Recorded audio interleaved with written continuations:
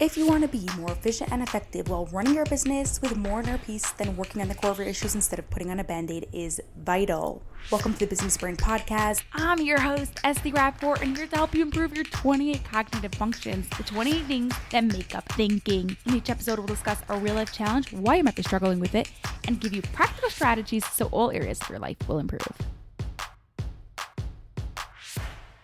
Kevin's consulting business started off more as a mistake. He was in sales and would have endless amounts of people asking him for advice on how to get better.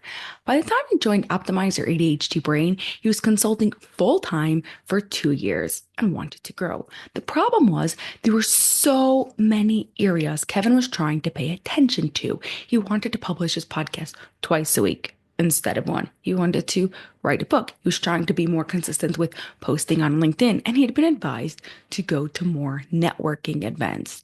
He was working on everything, but focusing on nothing. By getting clear on what the problem really was, Kevin was able to double his business within 6 months. If you're experiencing something similar, I'm here to tell you do not have to struggle forever.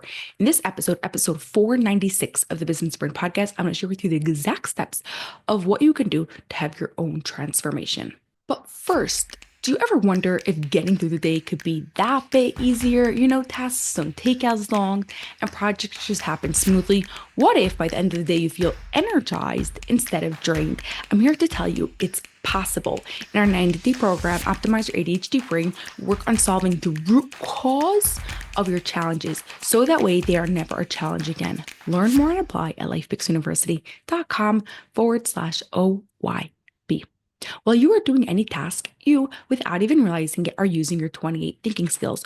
When the thinking skills you need to use are strong, doing the task happens easily. If the thinking skills you need to use is weak, doing a task will be a challenge. The struggle that Kevin had came from a weak thinking skill of defining the problem.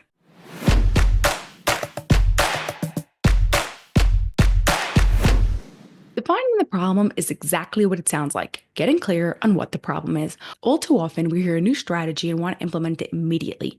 But is it really what you should be focusing on?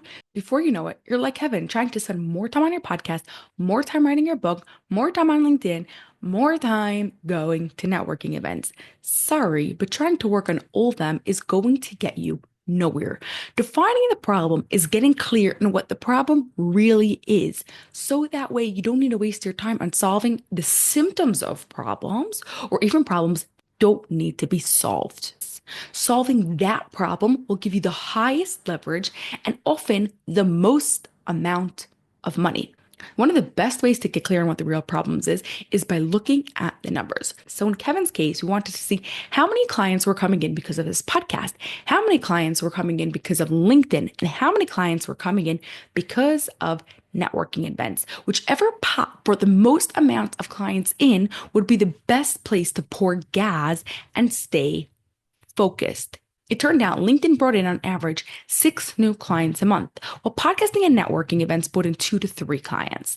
Sure, Kevin could put more focus on podcasting and it would probably bring him 6 clients a month. But by putting more focus on LinkedIn, he got in the first month 9 clients and the number just grew. 6 months later, he averaged 14 new clients a month just from LinkedIn because he got clear on what the real problem was.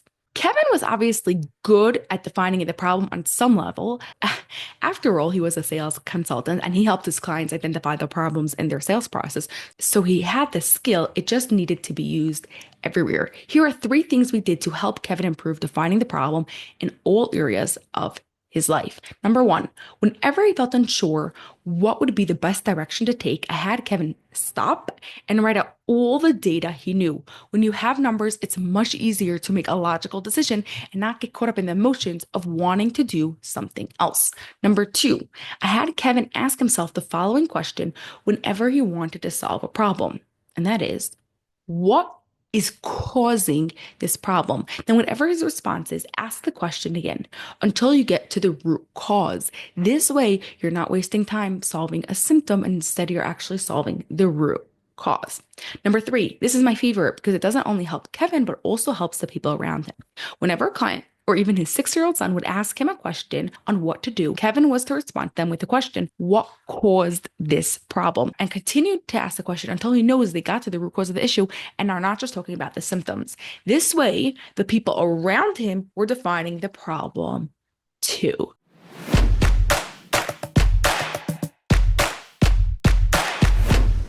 Way too often we try to work on too many solutions because we don't get clear on what the real problem is. By getting clear on what the biggest main core issue is, you don't waste time working on solutions that give you low results. Your challenge this week is to ask yourself the question, what is causing this problem? And continue this line of thinking until you know you got to the root cause of the issue. Have an awesome rest of your day, and I'll catch you in the next episode.